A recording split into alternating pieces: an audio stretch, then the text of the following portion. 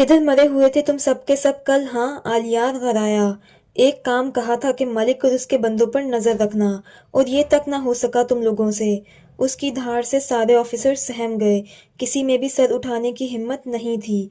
और मुकद्दम, तुम्हें मैंने कहा था ना कि सब कुछ अपनी निगरानी में रखना। ये रखा है तुमने। ये मेरा काम नहीं था कि मैं तुम्हें मलिक के बंदों की इत्तला देता। ये तुम्हारी जिम्मेदारी थी कि तुम खुद उनकी एक एक हरकत पर नजर रखते और मेरे इल्म में आने से पहले इस मामले को देखते। आलियार उसके पास आकर चिल्लाया, मगर नहीं, यहाँ पर मैं खुद मुकद्दम साहब को फ़ोन करके इत्तला दे रहा हूँ कि मलिक के बंदे इस वक्त फलां फलां इलाके में हैं और वो अनकरीब मुझ पर हमला करने वाले हैं। उसने तंजिया लहजे में कहा। इस कोताही के पीछे क्या वजह थी? जवाब दो। उसने मुट्ठियां भींचकर जवाब तलब किया, मगर ऑफिसर मुकद्दम सर झुकाए खड़ा रहा।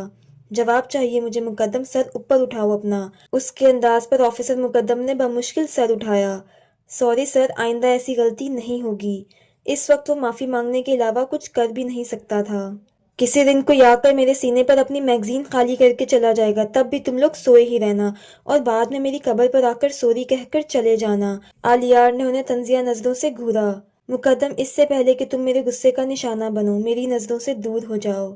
जी सर। ऑफिसर मुकद्दम ये कहकर नजरें झुकाए ऑफिस से निकल गया। और रहे तुम लोग, आखिरी वार्निंग दे रहा हूँ, अपना दिमाग और आंखें खुली रखो, वरना अगली बार जबान से नहीं समझाऊंगा। आलियार का अंदाज ऐसा था कि सामने खड़े तमाम ऑफिसर्स हकीकतन घबरा गए थे। अब जाओ। उनके निकलते ही उसने टेबल पर पड़ी पानी की बोतल उठाई और मुंह से लगा ली ताकि गुस्सा कम कर सके। जरवा राबी को लिए कमरे में आ गई। हाँ बोलो राबी, क्या बताना था मुझे जो सुबह ही सुबह यहाँ चली आई हो? यार, जब से हमारे इम्तिहान खत्म हुए हैं ना, अम्मी मेरे रिश्ते की बात रोज लेकर बैठ जाती हैं। अब जबकि हमें डिग्री मिलने वाली है तो वो मुझे मजीद फोर्स कर रही हैं कि मैं शादी के मुतालिक अपना जहन बनाऊं। उन्होंने मेरा रिश्ता बाबा के दोस्त के बेटे से करने का सोचा है, मगर वो चाहती हैं कि कोई भी फैसला करने से पहले मैं खुद उनसे एक दफ़ा मिल लूं और उसके बाद ही बात आगे बढ़ाई जाए। तुम क्या चाहती हो? जरवा ने पूछा। मैं चाहती हूँ कि उनसे मिलने के लिए तुम मेरे साथ चलो। तुम मुझे मुझसे ज्यादा जानती हो, तुम बेहतर बता सकती हो कि वो लड़का मेरे काबिल है या नहीं। अगर वो मुझे पसंद आ गए और तुम्हारे काबिल लगे तो? उसने पूछा। अगर तुम्हें पसंद आ गए तो मैं भी राजी होंगी, क्योंकि मेरी जिंदगी में कोई और लड़का तो है नहीं जिसकी बुनियाद पर मैं इनकार कर सकूं। यानी कि तुम अपनी जिंदगी का एक अहम फैसला मेरे हाथों में दे रही हो? जरवा उसे गले लगाती हुई बोली। हाँ, क्योंकि तुम मुझे बहुत अजीज हो और यकीनन तुम जो भी सोचोगी मेरे लिए वो अच्छा ही होगा। वो जरवा के गाल को चूम कर बोली। चलो फिर, जब भी मिलना होगा मुझे बता देना, मैं आ जाऊंगी उन मोहतरम से मिलने के लिए। वो हंसती हुई बोली। ठीक है, मैं आ जाऊं बाबा? अबीर ने दरवाज़ा खटखटाकर इजाज़त मांगी। हाँ हाँ, आओ ना, वो मोहब्बत से बोले। बाबा, मुझे आपसे कुछ बात करनी थी। वो उनके सामने सोफे पर बैठती हुई बोली। जी मेरा बच्चा, कहो। मुर्तज़ा साहब किताब साइड पर रखकर उसकी तरफ मतवज्जा हुए। बाबा, मेरे पास आपकी एक इमानत है। कैसी इमानत? वो हैरान हुए। उसने चंद कागज़ मुर्तज़ा साहब की जानिब बढ़ाए। आज सुबह ही अबीर ने रायान से मेल्स के प्रिंट निकलवाए थे और अब वो ये मुर्तज़ा साहब को पकड़ा चुकी थी। ये क्या है? वो पूछे बगैर ना रह सके। जिस दिन अम्मी ने मुझे आपके मुतल्लिक बताया था तो उन्होंने कहा था कि अगर मेरी ज़िंदगी में कोई ऐसा लम्हा आया जब मुझे उस घर से जाना पड़ा तो मैं सीधा आपके पास आऊँ, आपके साथ रहूँ। और अम्मी ने कहा था कि आपसे मिलने के बाद मैं आपके नाम लिखा गया ये खत आपके हवाले ज़रूर करूँ। मुर्तज़ा साहब कुछ नहीं बोले तो अबीर खुद ही उनकी हालत समझते हुए बोली। मैं जाऊं बाबा? वो सिर्फ इतना ही कह सके। मुर्तज़ा साहब कुछ लम्हे तो इस खत को देखते रहे, फिर रॉकिंग चेयर पर बैठकर उन्होंने कांपते हाथों से वो खत खोला और पढ़ना शुरू किया। मुर्तज़ा, पता नहीं ये खत आपको कब मौसूल होगा, पता नहीं तब मैं जिंदा भी होंगी या नहीं। मेरी जिंदगी बहुत कठिन हो गई है, मैं हर पल मौत के इंतजार में गुजार रही हूँ। अगर अभी तक जिंदा हूँ तो अपनी बेटी की वजह से, वरना तो शायद कब की मर चुकी होती। आपसे जुदाई का फैसला मेरा अपना था। आप मुझे बार बार समझाते रहे कि महरम की मोहब्बत के ऊपर नामहरम की मोहब्बत को तरजीह मत दो, नामहरम की मोहब्बत रुस्वा करती है, खुदा नाराज होता है। मगर उस वक्त मेरी आंखों पर वकार शाह की मोहब्बत की पट्टी बंधी थी। गलती तो अलबत्ता मेरी थी, गलती नहीं शायद गुनाह, और गुनाह भी ऐसा कि जिसकी लपेट में मेरी बेटी भी आ गई। कहते हैं ना, औरत का उठाया गया एक गलत कदम नस्लें बर्बाद कर देता है। کچھ ایسے ہی حالات یہاں پر بھی تھے، لیکن یہاں ایک عورت نے نہیں بلکہ ایک ماں نے غلط قدم اٹھایا تھا، وہ بھی سب کچھ جانتے بوجھتے کہ میری 2 بیٹیاں ہیں اور میرا کیا ان کے آگے آ سکتا ہے۔ میں نہیں رکی، میں نہیں سمجھی۔ آپ نے کہا تھا کہ آپ بد دعا نہیں دیں گے، لیکن میری جیسی عورتوں کو کوئی دوسرا بندہ قبول نہیں کرے گا، عزت نہیں دے گا۔ آپ کا حرف حرف سچ ثابت ہوا۔ یہاں آ کر پہلی رات سے ہی میری زندگی بہت اذیت بھری ہو گئی ہے۔ وقار نے میرے کردار کی دھجیاں اڑائیں، اس نے مجھے مارا پیٹا، میری تذلیل کی۔ اس کی اجازت کے بغیر میں گھر سے باہر قدم بھی نہیں نکال سکتی، شاید سانس بھی اس کی مرضی سے لے رہی ہوں۔ یہاں آ کر پتہ چلا کہ جو زندگی میں چھوڑ کر آئی تھی وہ کتنی بہترین تھی۔ آپ نے ہمیشہ مجھے عزت دی، میرا مان رکھا، میرا اعتبار کیا، لیکن بدلے میں نے آپ کو کیا دیا؟ دکھ، تکلیف اور شرمندگی، یہاں تک کہ خدا کو بھی ناراض کر دیا۔ شاید خدا اور آپ کو ناراض کرنے کی ہی سزا کاٹ رہی ہوں۔ آپ نے مجھے کبھی سخت ہاتھ نہیں لگایا، اور یہاں آ کر ایسی ماریں سہی ہیں کہ ان کے نشانات شاید میرے جسم پر تا حیات رہیں گے۔ مرتضیٰ صاحب کی آنکھوں سے آنسو بہنے لگے۔ آخر کو پہلی محبت تھی وہ ان کی، کیسے یہ سب برداشت کر سکتے تھے؟ روز جب نیا دن چڑھتا ہے اور میں آسمان پر ان آزاد پنچھیوں کو دیکھتی ہوں تو مجھے لگتا ہے کہ جیسے وہ مجھ پر ہنس رہے ہوں، کہہ رہے ہوں دیکھو ہم آزاد ہیں، کبھی تم بھی آزاد ہوا کرتی تھی، لیکن تم نے خود اپنے لیے قید کا انتخاب کیا۔ میں روز انہیں ایک حسرت سے دیکھتی ہوں اور یہ خواہش کرتی ہوں کہ کاش میں بھی ان کی طرح دنیا میں آزاد گھوم سکتی، مگر کچھ خواہشات کبھی پوری نہیں ہوتی۔ میں آپ سے اپنے کیے کی معافی مانگتی ہوں، مجھے معاف کر دیں مرتضیٰ، شاید آپ کے معاف کرنے سے ہی میری زندگی میں آسانی پیدا ہو جائے۔ اور رہی بات عبیر کی تو وہ ہو بہو آپ کی طرح ہے، آپ کی طرح رحم دل، آپ کی طرح صبر والی۔ اس نے بہت دکھ دیکھے ہیں، اسے کبھی باپ کا پیار نہیں ملا، اس نے کبھی کھل کر زندگی نہیں جی۔ اس کو اتنا پیار دیجیے گا کہ وہ پچھلا ہر غم بھول جائے اور اپنے کل کے بارے میں سوچے۔ اس نے جب میری زندگی ایسی دیکھی تو اس نے فیصلہ کیا تھا کہ وہ کبھی شادی نہیں کرے گی، لیکن آپ اسے بتائیے گا کہ ہر ازدواجی زندگی صبا اور وقار جیسی نہیں ہوتی، محبت کرنے والے شوہر بھی پائے جاتے ہیں اس دنیا میں۔ آخر میں صرف اتنا ہی کہوں گی کہ آپ اس پر ہمیشہ اعتبار کیجیے گا، وہ زندگی بھر میری غلطیوں کی سزا بھگتتی رہی ہے، وہ بہت ٹوٹی ہوئی ہے، لیکن آپ اسے اپنی محبت سے جوڑ دیجیے گا۔ بس یہ میرے آخری الفاظ تھے۔ اللہ حافظ۔ خط کے مکمل ہوتے ہی وہ کاغذ کو اپنی مٹھی میں دبا گئے اور زاروں قطار رونے لگے۔ انہوں نے کبھی صبا کو بد دعا نہیں دی تھی، انہوں نے کبھی یہ نہیں چاہا تھا کہ وہ موت کے انتظار میں زندگی گزارے۔ صبا ان کی پہلی اور آخری محبت تھی، ان کے بعد مرتضیٰ صاحب کی زندگی میں کوئی نہیں آیا تھا، کیونکہ ان کے دل میں جو صبا کا مقام تھا وہ دوبارہ کسی کا نہیں ہو سکتا تھا۔ وہ کچھ لمحے ماضی کو یاد کرتے ہوئے روتے رہے، پھر اٹھے، خط کو الماری کے دراز میں رکھ کر واش روم میں چلے گئے۔ سچی محبت ہمیشہ قائم رہتی ہے، پھر چاہے وہ آپ کے ساتھ ہو یا نہ ہو۔ کچھ لوگوں کو آپ کبھی اپنے دل سے نہیں نکال سکتے، چاہے انہوں نے کتنا ہی دل کیوں نہ دکھایا ہو آپ کا۔ آلیار کا غصہ جب ٹھنڈا ہوا تو اس نے آفیسر مقدم کو اپنے آفس میں بلایا۔ دروازہ کھٹکھٹا کر اس نے اندر آنے کی اجازت مانگی۔ سر، آپ نے بلایا؟ آلیار کی ٹیبل کے سامنے کھڑے ہو کر اس نے پوچھا، کیونکہ بغیر اجازت تو وہ بیٹھنے کی جسارت نہیں کر سکتا تھا۔ آلیار نے اسپاٹ چہرے سے اس کی طرف دیکھا، جو اب بھی نظریں جھکائے کھڑا تھا۔ ایسا کام کرتے ہی کیوں ہو کہ میرے سامنے نظریں جھکانی پڑیں؟ اس نے سرد لہجے میں پوچھا۔ سر، پتہ نہیں کیسے غلطی ہو گئی، ورنہ میں تو ان پر پوری نظر رکھے ہوئے تھا۔ آفیسر مقدم نے کمزور سا دفاع کیا۔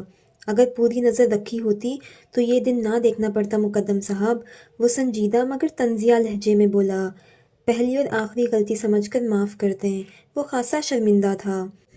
سدھر جاؤ، ورنہ اگلی بار مجھ سے معافی مانگنے کا بھی موقع نہیں ملے گا، وہ سختی سے بولا۔ بیٹھو اور یاد رکھو، اس پیشے میں غلطی کا مطلب ہے اپنی جان سے ہاتھ دھو بیٹھنا۔ لہجہ اب قدرے نرم تھا۔ اب اس معاملے میں کوئی کوتاہی نہ ہو اور رات تک میں تمہیں 2 اور بندوں کی معلومات دوں گا، مجھے وہ کچھ دنوں میں میرے سامنے چاہیے ہیں۔ Okay sir. رات کے وقت سب لاؤنج میں بیٹھے چائے پی رہے تھے جب مرتضیٰ صاحب عبیر سے مخاطب ہوئے۔ بیٹا، بس کچھ دن اس کمرے میں رہ لو، اس کے بعد تمہاری مرضی کا کمرہ تیار کرواتا ہوں۔ جس طرح گھر کے باقی بچوں نے اپنی مرضی سے کمرہ تیار کروایا ہے، میں چاہتا ہوں تم بھی اپنی پسند بتاؤ مجھے۔ نہیں بابا، اس کی ضرورت نہیں ہے، وہ ہچکچا کر بولی، کیونکہ اسے کہاں عادت تھی ان سب چیزوں کی۔ تمہیں ضرورت ہو یا نہ ہو، مجھے بہت ہے۔ میں یہ بالکل نہیں چاہتا کہ اس گھر میں میری بیٹی کو کسی بھی چیز کی کمی محسوس ہو۔ مرتضیٰ کے لہجے میں عبیر کے لیے محبت ہی محبت تھی۔ عبیر کی آنکھیں نم ہوئیں اس قدر پیار پر۔ عبیر تو بالکل ضروا کی طرح ہے، روشان نے چائے کا گھونٹ لے کر کہا۔ وہ کیسے؟ ریان نے پوچھا۔ وہ اس طرح میرے پیارے بھائی جان، کہ جس طرح ضروا بات بات پر رونے بیٹھ جاتی ہے نا، اسی طرح ان کی بھی آنکھیں ہمیشہ بہنے کو بےتاب رہتی ہیں۔ مجھے ہر بات میں گھسیٹنا تم دونوں نے اپنا اولین فرض سمجھ رکھا ہے۔ وہ چائے کا خالی مگ سائڈ ٹیبل پر رکھ کر بولی۔ خیر عبیر، ہچکچانے کی ضرورت نہیں ہے، بتاؤ نا بابا کو کہ کس طرح کا کمرہ ڈیزائن کروانا چاہتی ہو۔ ضروا سینٹر ٹیبل سے فرسٹ ایڈ باکس پکڑ کر ریان کی جانب بڑھتی ہوئی بولی۔ بابا کے پیسوں پر پورا حق ہے تمہارا، بھائی حق سے مانگا کرو۔ وہ ریان کی پٹی اتارتی ہوئی بولی۔ اچھا ڈاکٹر صاحبہ۔ عبیر کے چہرے پر مسکراہٹ آئی۔ بابا، مجھے روم ڈیزائن کروانے کی تو اتنی خواہش نہیں ہے، لیکن مجھے ایک بہت اچھا اور خوبصورت سا آرٹ اسٹوڈیو بنوانا ہے، وہ انگلیاں مڑوڑتی ہوئی دھیمے لہجے میں بولی۔ ریان بھائی، ایک سیکنڈ کے لیے عبیر پر سے نظریں ہٹا کر میری طرف بھی دیکھ لیں۔ میں کب سے کہہ رہی ہوں تھوڑا بازو ہلا کر دکھائیں، لیکن اب بازو تو کیا آنکھیں تک ہلانے کو تیار نہیں۔ ضروا ریان کو چھیڑتے ہوئے بولی۔ اس کی بات پر ساتھ بیٹھا آلیار کہکا لگا کر ہنسنے لگا۔ آلیار جو کہ کبھی کبھی ہی ہنستا تھا، اسے اس طرح ہنستا دیکھ کر سب کو خوشگوار حیرت ہوئی۔ تمہیں کیا ہوا؟ حیدر صاحب نے پوچھا۔ بابا وہ ریان۔ آلیار کچھ بولنے ہی والا تھا جب ریان بیچ میں بول پڑا۔ چپ کر آلیار۔ اور تایا جان، کچھ نہیں ہوا اسے، وہ آنکھوں ہی آنکھوں میں اسے باز رکھتا ہوا بولا۔ مرتضیٰ صاحب پھر عبیر کی جانب متوجہ ہوئے اور بولے، ٹھیک ہے میرا بچہ، ہم دونوں چیزیں ہی تیار کروائیں گے، لیکن آپ کے بہت پیسے لگ جائیں گے۔ وہ حقیقتاً اتنے پیسے لگوانے پر شرمندہ ہو رہی تھی۔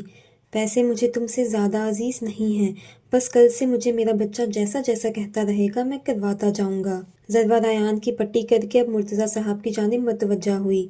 اچھا بابا، کل مجھے بھی یونیورسٹی کے کچھ ڈیوز کلیئر کروانے ہیں، تو یاد سے پیسے دے دیجیے گا۔ ضروا کی بات پر آلیار نے ایک سنجیدہ نظر اس پر ڈال کر مرتضیٰ صاحب کو کہا، چچا جان، کوئی ضرورت نہیں ہے آپ کو پیسے دینے کی، ضروا میری ذمہ داری ہے، اس کا ہر خرچہ میں خود اٹھاؤں گا۔ ضروا زبان دانتوں تلے دبا گئی۔ ہاں بیٹا، اب تم اپنے شوہر سے مانگتی ہوئی اچھی لگو گی، شوہر کے ہوتے ہوئے باپ سے مانگنا اچھی بات نہیں ہے بچے، تہمینہ بیگم سمجھاتے ہوئے بولی۔ جی تائی جان۔ ہاں، کیونکہ شوہر کے پیسوں پر بیوی کا پورا حق ہوتا ہے، وہ مسکرا کر بولی۔ ضروا جو کہ ریان کے بعد آلیار کی پٹی کرنے والی تھی، اب ارادہ ملتوی کر کے اوپر کی جانب بڑھ گئی۔ آلیار جب کمرے میں آیا تو سامنے بیڈ پر لیٹے وجود کو دیکھ کر اس کے چہرے پر جاندار مسکراہٹ آئی۔ وہ کمفرٹر سر تک اوڑھے لیٹی ہوئی تھی۔ آلیار چلتا ہوا اس کے پاس آیا اور بیڈ کراؤن سے ٹیک لگا کر ٹانگیں سیدھی کر کے بیٹھ گیا۔ اچھا بیگم، اب زیادہ ڈرامے بازی نہیں کرو میرے ساتھ، مجھے پتا ہے تم اٹھی ہوئی ہو، اس لیے شرافت سے اٹھ جاؤ، وہ مسکرا کر بولا۔ ضروا نے کمفرٹر سے منہ باہر نکالا اور ایک نظر آلیار کو دیکھا، جو اسے ہی بھرپور توجہ سے دیکھ رہا تھا۔ اٹھ کر بیٹھے نا ذرا آپ محترمہ، مجھے کچھ پوچھنا ہے آپ سے، وہ مصنوعی سنجیدگی سے بولا۔ ضروا اٹھ بیٹھی۔ تمہیں ضروا آلیار، میں آپ کا کیا ہوں؟ شوہر ہیں۔ آلیار کے بازو کو پکڑ کر اس کے کندھے پر سر رکھ کر لاڈ سے جواب دیا۔ آلیار اس کی حرکت پر مسکرائے بغیر نہ رہ سکا۔ شوہر ہوں تو اپنی ضروریات کا ذکر مجھ سے کرنا چاہیے تھا یا چچا جان سے؟ اس نے ضروا کی طرف دیکھتے ہوئے پیار سے پوچھا، جو ابھی بھی اس کے کندھے پر سر ٹکائے بیٹھی تھی۔ وہ بابا ہیں میرے، میں ان سے بھی مانگ سکتی ہوں۔ اس نے سر اٹھا کر آلیار کی طرف دیکھتے ہوئے کہا، دیکھو تم ان سے تب مانگو جب میں تمہاری ضروریات یا خواہشات پوری نہ کر سکوں۔ مجھے یہ بالکل گوارا نہیں کہ میری بیوی میرے ہوتے ہوئے کسی سے بھی کچھ مانگے، اس لیے اگر تمہیں کبھی بھی کچھ چاہیے ہو تو تم مجھے کہو گی، سمجھی؟ اس نے ضروا کی آنکھوں میں دیکھتے ہوئے پوچھا۔ اس کے پوچھنے پر ضروا نے اس بات میں سر ہلایا۔ چلیں اب ساری باتیں چھوڑیں اور پہلے اپنی پٹی تبدیل کروا لیں، ضروا اٹھتے ہوئے بولی۔ یار چھوڑو، کل کروا لوں گا۔ وہ بیڈ پر سیدھا ہو کر لیٹ گیا۔ کیوں چھوڑوں بھائی، جلدی سے اٹھ جائیں، کیونکہ میں پٹی تو ابھی ہی چینج کروں گی۔ بہت لاپرواہ ہیں آلیار آپ اپنی صحت کے معاملے میں۔ ضروا کو اس کا خود کے معاملے میں اتنا لاپرواہ ہونا ذرا اچھا نہیں لگا۔ یقین کرو بہت تھکا ہوا ہوں، آرام کرنا چاہتا ہوں۔ اس میں تھوڑی بھی بیٹھنے کی ہمت نہیں تھی۔ بس تھوڑی سی دیر میں ہو جائے گی نا۔ پھر اس کے نانا کرنے کے باوجود بھی اس نے زخم کا اچھی طرح معائنہ کیا اور پٹی تبدیل کر کے ہی دم لیا۔ ڈاکٹر بیوی بھی نہیں ہونی چاہیے ویسے، وہ ایک خفا سی نظر اس پر ڈال کر بولا۔ اب کچھ نہیں ہو سکتا، وقت گزر چکا ہے جناب، اب تو ڈاکٹر بیوی کے ساتھ ہی گزارا کرنا پڑے گا، وہ شرارت سے بولی۔ آلیار ہنسا۔ جب ذرا ہاتھ دھو کر واپس آئی تو وہ بولا، لائٹس آف کراؤ، بہت تھکا ہوا ہوں، کیونکہ کل رات بھی صحیح سے سو نہیں پایا تھا تو اب سونا چاہتا ہوں۔ آلیار کے چہرے پر تھکن واضح تھی۔ ذرا اس بات میں سر ہلاتی ہوئی لائٹس بند کر کے واپس آئی اور آلیار کے بائیں بازو پر سر رکھ کر لیٹ گئی۔ ابھی انہیں لیٹے ہوئے 20 منٹ ہی ہوئے تھے جب ذرا بولی، آلیار۔ ہاں؟ آج آپ میرے بالوں میں ہاتھ نہیں پھیریں گے؟ آلیار مسکرایا۔ تم چاہتی ہو میں ایسا کروں؟ ہاں، مجھے اب عادت ہو گئی ہے اس چیز کی، اس کے بغیر نیند نہیں آئے گی۔ وہ اندھیرے میں آلیار کی طرف دیکھتی ہوئی بولی۔ اچھا چلو آنکھیں بند کرو اب اور سونے کی کوشش کرو، وہ اس کے بال نرمی سے سہلاتا ہوا بولا۔ کچھ دیر بعد وہ دوبارہ بولی، آلیار۔ اب کیا ہوا ذرا؟ وہ آج پورے موڈ میں تھی کہ اسے سونے نہیں دے گی۔ مجھے ابھی یاد آیا کہ آپ کا تو بازو زخمی ہے، اس لیے آپ بس کریں، آپ کو درد ہو رہا ہوگا۔ تم سو جاؤ ذرا اور میری فکر مت کرو، میں سکون میں ہوں اگر تم سکون میں ہو۔ اس کے انداز میں ذرا کے لیے محبت تھی۔ ٹھیک ہے۔ کچھ دیر بعد وہ دوبارہ بولی، آلیار۔ ذرا اب کیا کہنا باقی رہ گیا ہے؟ کہنا نہیں، پوچھنا رہ گیا ہے، وہ شرارتی لہجے میں بولی۔ کیا آپ مجھ سے محبت کرتے ہیں؟ سنجیدگی سے سوال کیا گیا۔ یقیناً میں کرتا ہوں۔ کتنی؟ اپنی ذات سے بھی زیادہ۔ وہ جانتا تھا کہ اس کے اس طرح کہنے پر ذرا کو کس قدر خوشی محسوس ہوئی ہوگی۔ وہ ایسا نہیں تھا، مگر اس کے لیے ایسا بن رہا تھا۔ اب اگر آپ کے سوال و جواب کا سلسلہ ختم ہو گیا ہو تو اس بندہ ناچیز کو سونے کی اجازت ہے؟ آلیار کی آواز میں شرارت تھی۔ جی۔ اندھیرے میں بھی وہ اس کے چہرے پر موجود مسکراہٹ اور خوشی کو بخوبی محسوس کر سکتا تھا جو اس کے جواب سن کر ذرا کو ہوئی تھی۔ دن گزرتے گئے۔